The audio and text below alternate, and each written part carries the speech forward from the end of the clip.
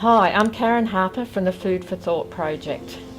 It is a North Brisbane Partners in Recovery Innovation Fund project, jointly hosted by the Eating Disorders Association, which is for carers of people with eating disorders, and the Eating Issues Centre. The project is aimed at creating a system of support for carers so that they can see their way through to find treatment for their loved ones with an eating disorder. It's estimated that only about 23% of people with eating disorders actually go and get treatment. But it is a mental health issue. It does have severe physical and psychological issues, so it does need treatment. It's estimated that only about 20% of health professionals feel confident in treating eating disorders. So one of the ways that we've been going about doing that for this project is to run a series of information sessions for health and community workers. These have been amazingly well received. One of the other things this project is going to do to assist carers is developing a website, which is the Eating Disorders Carers Help Kit site. Sarah's a carer that has also recently started some work helping other carers. So Sarah, what are the three biggest challenges that you see carers have in terms of eating disorders? Okay, so from our perspective and from our experience, we had a young daughter with anorexia nervosa. The first step in the process that was a challenge for us is early diagnosis. What was the diagnosis and what was an eating disorder?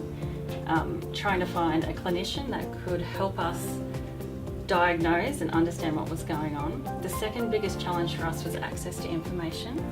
So what we could do to empower ourselves to support our daughter. And the third biggest challenge was having a supported model of care. So what were the services in Brisbane? How could that help us and how could we get our daughter better?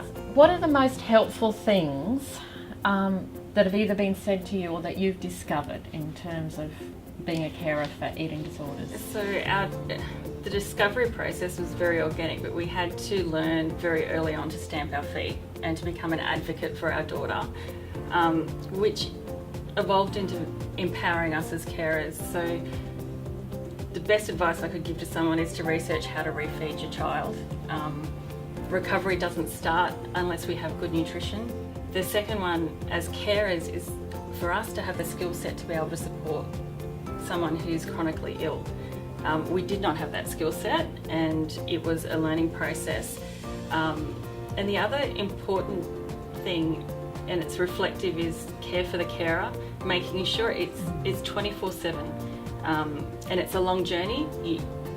They won't get better in a month. It generally, from diagnosis, it's 12 months onwards, is you need to look after yourself in order to look after your loved one. What are the most helpful things that we as health professionals and others can provide, and this project can provide for carers? So the most helpful thing is giving carers the required skill set or toolkit to be able to support their loved ones. Because at the end of the day, it's a full-time caring role that you will have, and that's why the Food for Thought project is so important in the recovery.